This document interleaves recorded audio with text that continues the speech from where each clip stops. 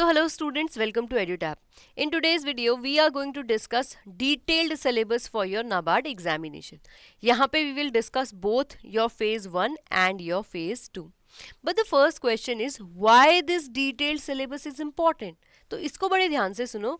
देखो, first simple reason is you will not find the syllabus for majority of your subject in the notification. I'm talking about quant, I'm talking about reasoning, English, computer, decision making, even the merit subject of GA.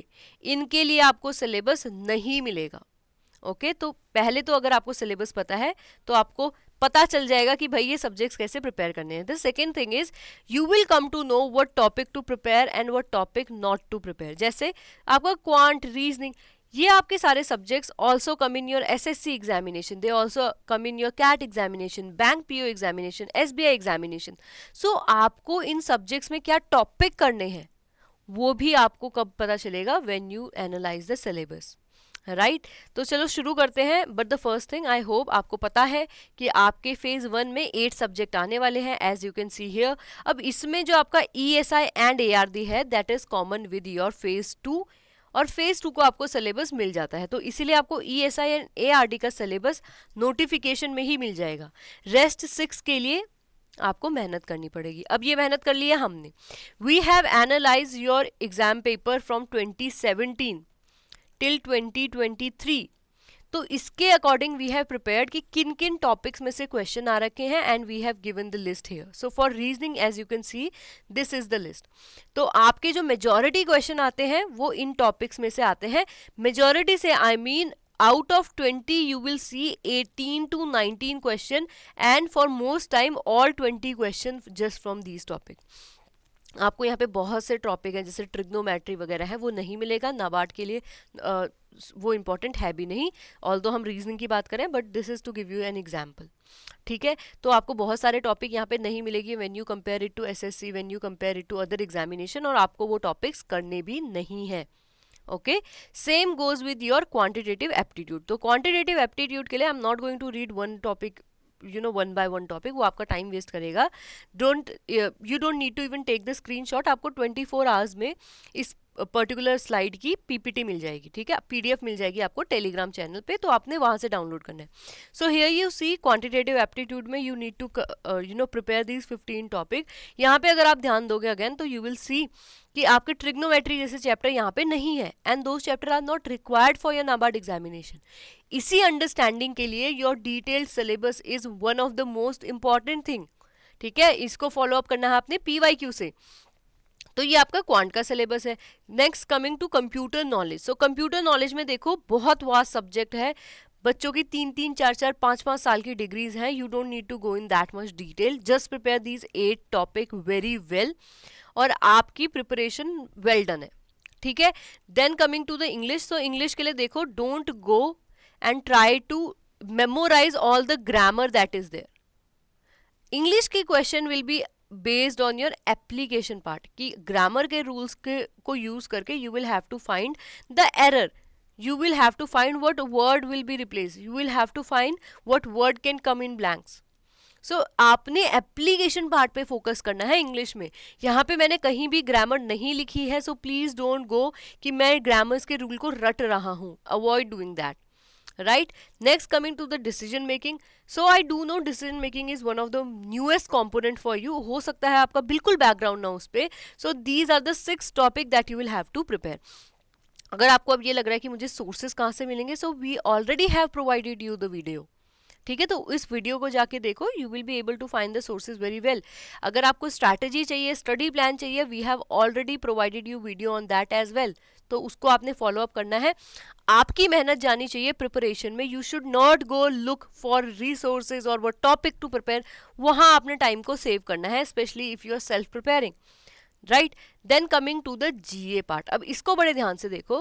When I am talking about GA, majority of the time I'm talking about the current affair.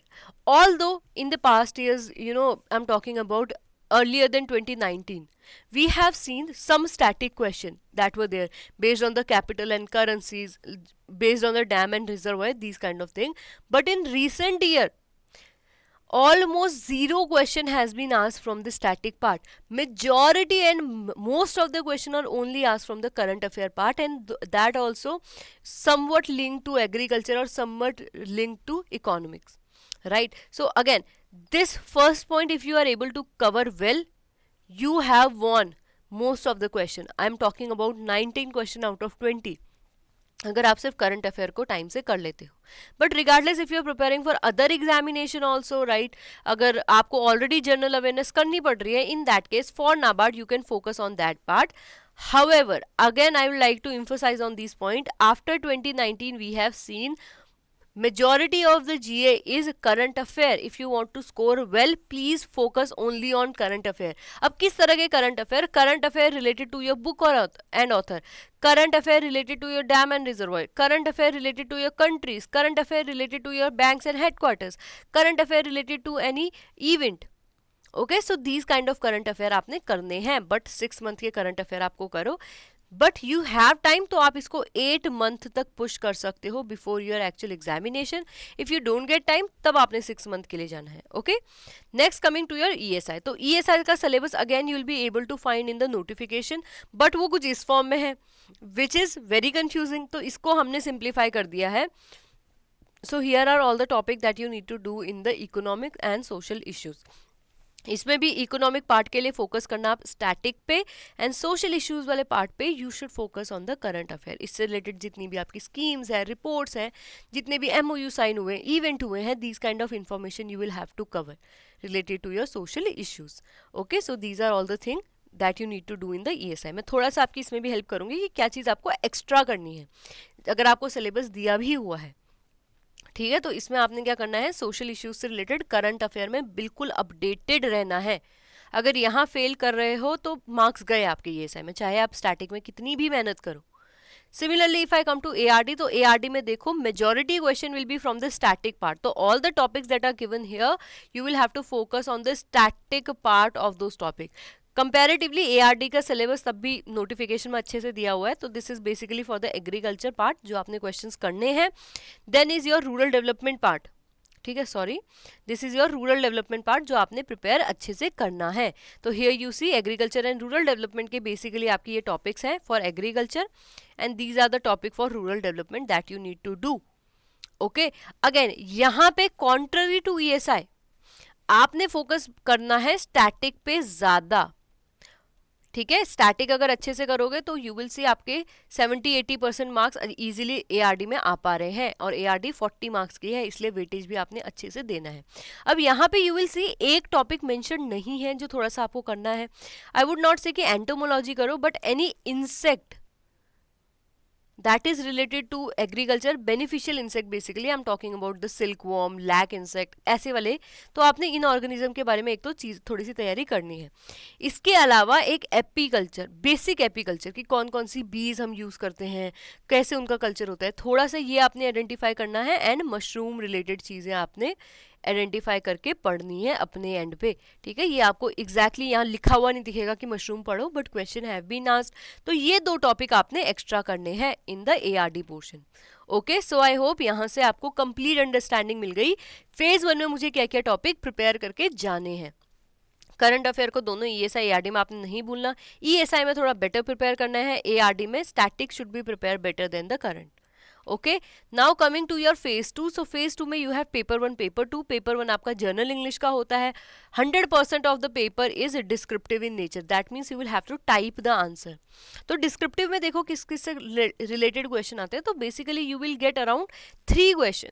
तो 1 can be essay, 2nd can be precis, 3rd can be option between letter and report. अभी reading comprehension के काफ़ी time से question नहीं आए, so you can avoid that, लेकिन आपको notification में मिल जाएगा. बट येस, एससी, प्रेसी और आपका लेटर या फिर रिपोर्ट में ऑप्शन होगा कि you can attempt anyone. Okay, तो ये आपका रहता है इंग्लिश का सिलेबस. अब पेपर 2 जो आपका होता है that is of ESI and ARD, जहाँ पे you will also do objective, you will do objective and you will do descriptive as well. तो सिलेबस आपका इस मामले में सेम रहेगा एज योर फेज 1. तो फेज 1 में जो चीज़ें इंपॉर्टेंट थी, where we have put more emphasis on, you will have to do those topic.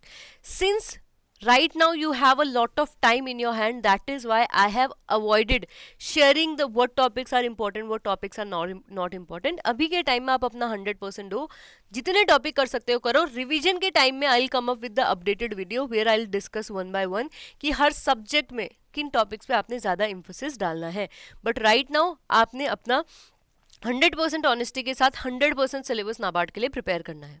Okay, so that is it. अगर अभी भी आपको कोई क्वेश्चन है related to the course that we are offering, so हमारे पास 2 कोर्सेज रहते हैं, NABARD gold and NABARD silver pack. So gold pack में you will get complete hand holding for phase 1, phase 2 and for interview. If I talk about the silver pack, तो यहाँ पे this particular course is majorly focused on your phase 2. So if you are somebody जिसका banking के लिए preparation किया है, you have good quant reasoning English, so you can go ahead with the silver pack where you will get for complete hand holding for ESI, ARD and GA. That is your merit subject for phase 1. Then phase 2 के लिए you will get complete hand holding in paper 1 and paper 2, and same for interview you will get complete hand holding. अभी अगर आपको course नहीं भी देखना है तो I will highly encourage you to go in the description box and at least make use of the free sample material that is provided. तो आपको फ्री में सारे कुछ मैटर दे रहे हैं, तो देखो कोई पैसे नहीं लग रहे हैं, तो आई वुड रिकमेंड यू जाओ रजिस्टर करो और फ्री मटेरियल को अच्छे से यूटिलाइज करो. ओके, नाउ बिसाइड दिस, अगर आपको एग्जाम से रिलेटेड कोई डाउट है तो we have this amazing guide book. इसमें आपको जितनी भी नाबार्ड से रिलेटेड क्वेरी है सबके आंसर मिल जाते हैं. एंड टू डाउनलोड दिस आपने बस डिस्क्रिप्शन बॉक्स में जाना है, रजिस्टर करना है और इसको डाउनलोड करना है. आपकी जो भी क्वेरी एग्जाम से रिलेटेड है या फिर ऑर्गेनाइजेशन से रिलेटेड है वो यहाँ पे डायरेक्टली आपकी सॉल्व हो जाती हैं. ओके, सो टाइम आपने वेस्ट नहीं करना है ज़्यादा, इस गाइड बुक को अपने पास रखना है and refer to that guide book.